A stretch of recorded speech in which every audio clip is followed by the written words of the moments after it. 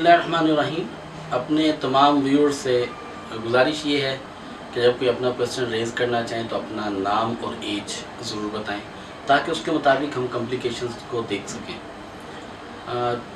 साबका प्रोग्राम्स के अंदर हमने इनफर्टिलिटी के ऊपर बात की, जिसमें फ़ीमेल इनफर्टिलिटी थी, मेल्स इनफर्टिलिटी की बात हुई।